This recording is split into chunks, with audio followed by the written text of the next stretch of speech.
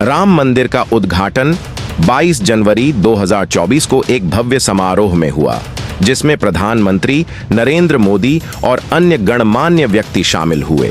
सुनहरा कुर्ता और क्रीम रंग की धोती पहने प्रधानमंत्री नरेंद्र मोदी ने अयोध्या में ऐतिहासिक राम मंदिर में प्राण प्रतिष्ठा समारोह के अनुष्ठान का नेतृत्व किया।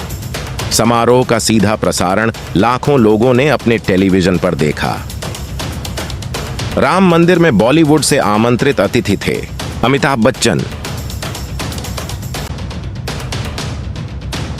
माधुरी दीक्षित, सनी देओल, अजय देवगन, अक्षय कुमार।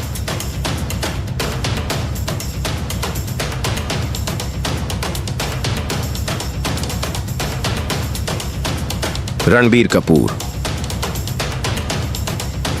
आलिया भट्ट, टाइगर श्रॉफ, मुकेश अंबानी और अली अंबानी जैसे प्रमुख उद्योगपतियों को भी आमंत्रित किया गया था। सचिन तेंदुलकर और विराट कोहली जैसे प्रसिद्ध क्रिकेटरों को भी आमंत्रित किया गया था। दलाई लामा और बाबा रामदेव जैसे आध्यात्मिक नेताओं को आमंत्रित किया गया है। मल्लिकार्जुन खड़गे, सोनिया गांधी और अधीर रंजन चौधरी सहित कांग्रेस पार्टी के प्रमुख नेता भी अब बिन बुलाए हैं। इस बीच कपिल सिनाल और सीताराम येचुरी समेत कुछ विपक्षी नेताओं ने इसमें शामिल होने से इनकार कर दिया है। ट्रस्ट प्रत्येक 50 विदेशी देशों से एक प्रतिनिधि को आमंत्रित करने का भी प्रयास कर रहा है।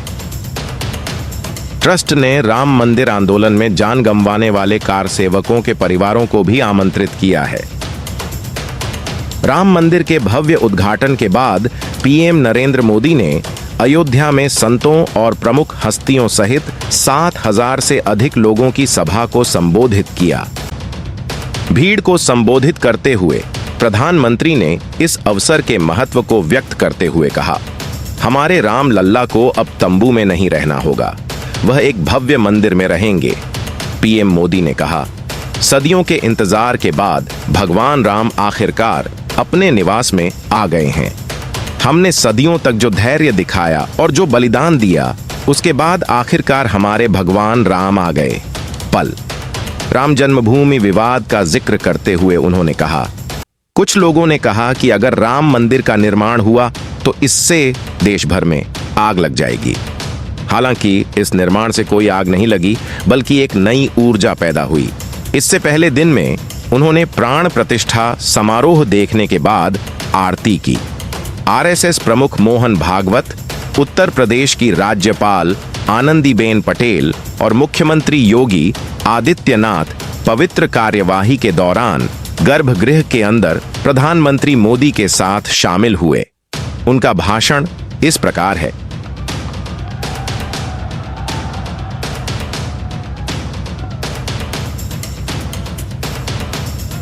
सियावर रामचंद्र की जय, सियावर रामचंद्र की जय। श्रद्धेय मंच, सभी संत एवं ऋषिगण, यहाँ उपस्थित और विश्व के कोने कोने में हम सबसे साथ जुड़े हुए सभी राम भक्त, आप सबको प्रणाम, आप सबको राम राम।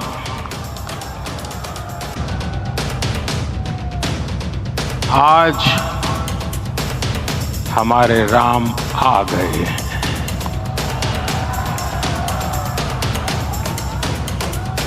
सदियों की प्रतीक्षा के बाद हमारे राम आ गए हैं।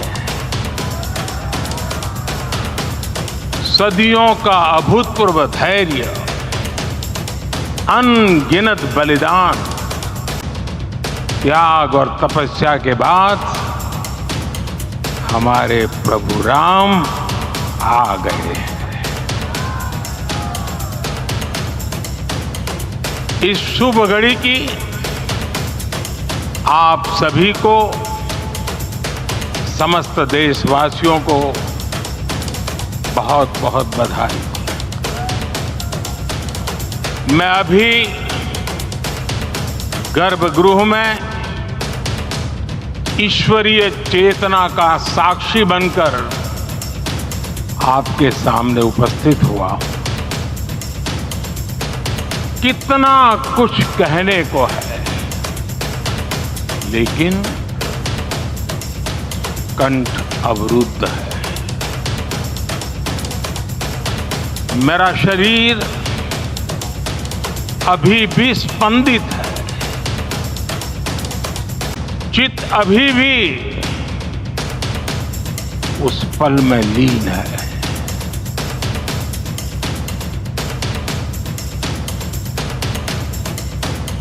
हमारे रामलला अब टेंट में नहीं रहेंगे।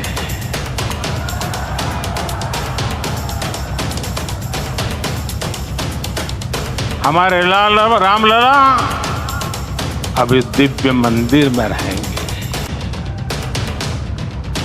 मेरा पक्का विश्वास है, अपार श्रद्धा है कि जो घटित हुआ है इसकी अनुभूति देश के, विश्व के कोने कोने में राम भक्तों को हो रही होगी।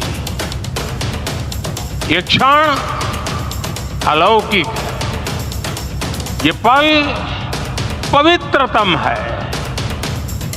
ये माहौल, ये वातावरण, ये ऊर्जा, ये घड़ी प्रभु श्री राम का हम सब पर आशीर्वाद है। 22 जनवरी 2024 का ये सूरज एक अद्भुत आभा लेकर आया है। 22 जनवरी 2024 ये कैलेंडर पर लिखी एक तारीख नहीं, ये एक नए काल चक्र का उद्गम है।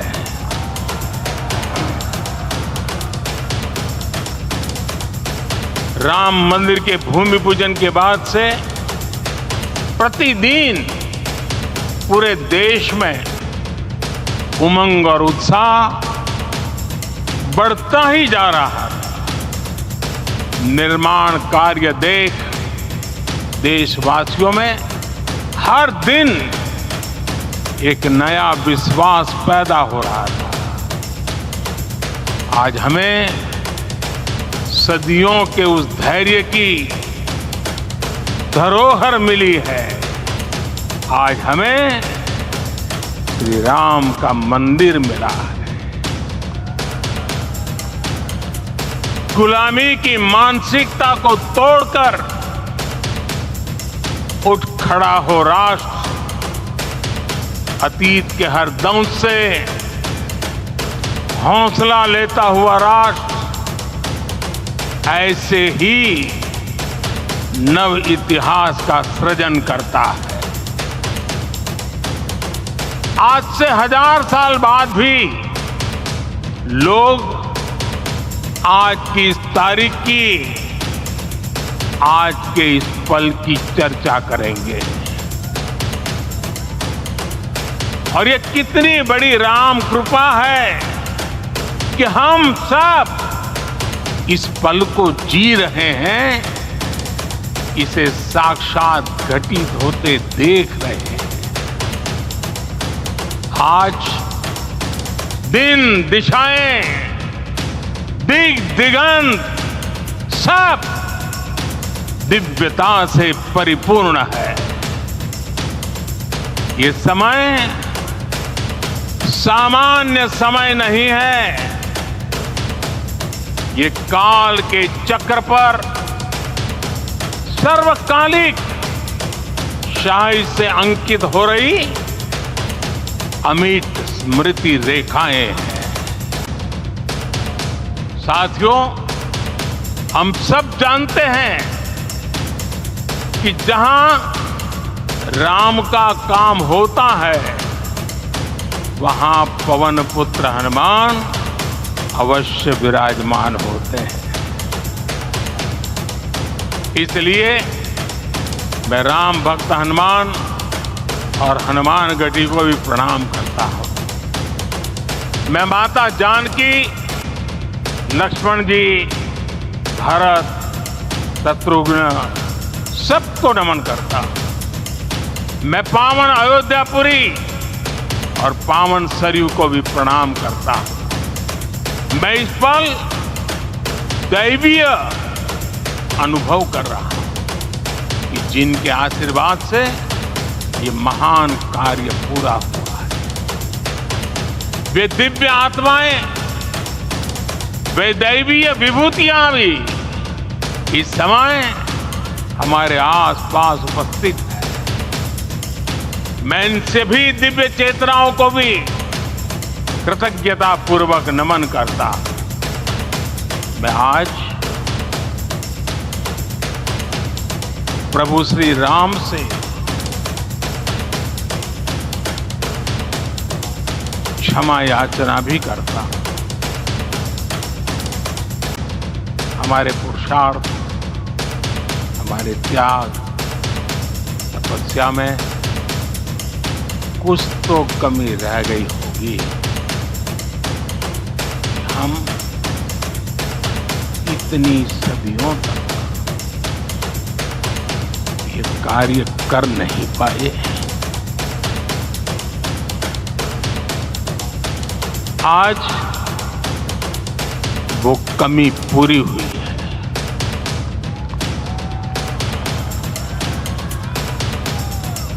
मुझे विश्वास है प्रभु राम आज हमें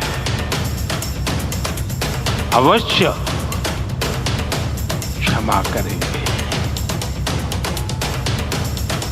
मेरे प्यारे देशवासियों, त्रेता में राम आगमन पर पूज्य संत तुलसीदास जी ने लिखा है, प्रभु बिलो की हर से पुरबासी, जनित वियोग विपत्ति सबनासी। अर्थात प्रभु का आगमन देकर ही सब अयोध्यावासी, समग्र देशवासी हर्ष से भर गए। लंबे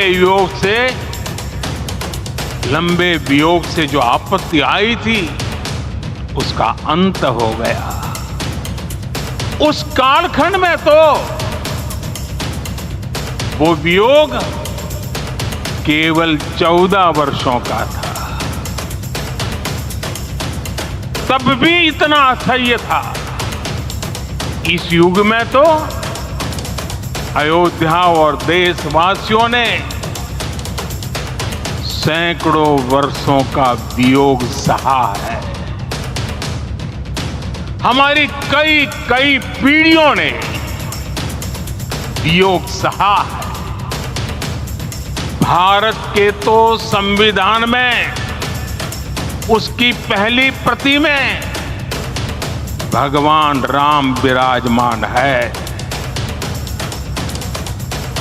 संविधान के अस्तित्व में आने के बाद भी दशकों तक प्रभु श्री राम के अस्तित्व को लेकर कानूनी लड़ाई चली। मैं आभार व्यक्त करूंगा भारत की न्यायपालिका का, जिसने न्याय की लाज रख ली।